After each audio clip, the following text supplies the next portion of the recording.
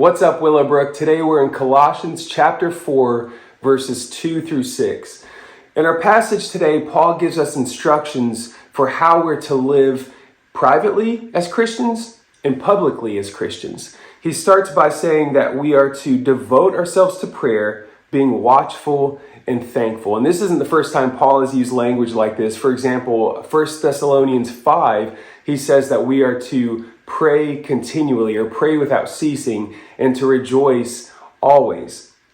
And so what this means is basically what it sounds like, to make sure we are devoting ourselves to continually being in communication with God throughout our day. When we have time in the morning or at night, when we just sit in God's presence and talk to God, be sure that we are taking advantage of those opportunities and being in communication with the God that loves us. And then he says that we're to be watchful or sober-minded or alert, that we are looking for the coming and the return of Jesus, and to be thankful. And this isn't only an attitude, but it's an act of worship.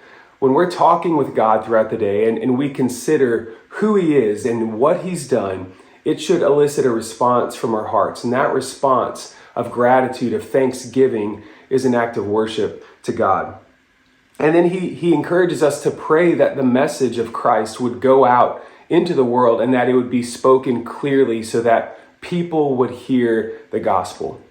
Now, this is how we're to live privately. Well, publicly, he gives us some other instructions. And as I was reading this, it made me think about the biggest complaints the world seems to have against Christianity or the church or Christians. I think it's two things. It's that we're hypocritical and that we're hateful.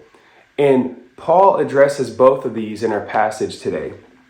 He says this: be wise in the way you act toward outsiders. Make the most of every opportunity. In other words, be mindful that people are watching, that we are ambassadors of Christ. Be sure that we are living out our lives in a way that reflects the character of Jesus. And Jesus made similar comments in his Sermon on the Mount, Matthew 5, verse 16. He says, let your light shine before others, that they may see your good deeds and glorify your Father in heaven.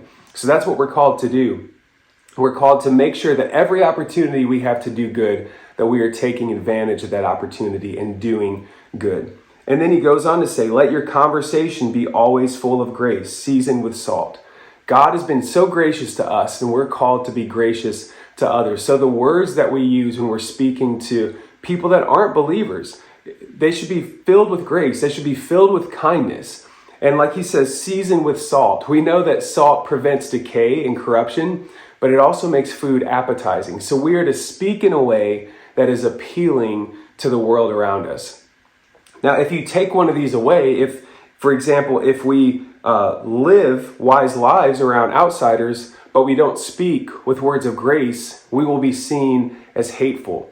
But if we speak words of grace but don't live wise lives, then we'll be seen as hypocritical. So we need to have both.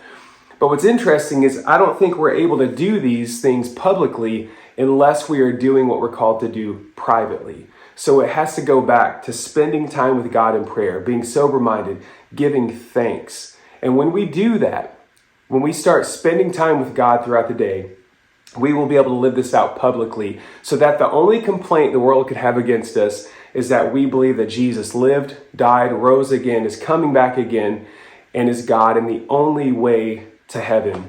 So today I want to encourage you, spend some time with God in prayer, and let's live this out faithfully as a church through the power of the Holy Spirit that lives within us. God bless you.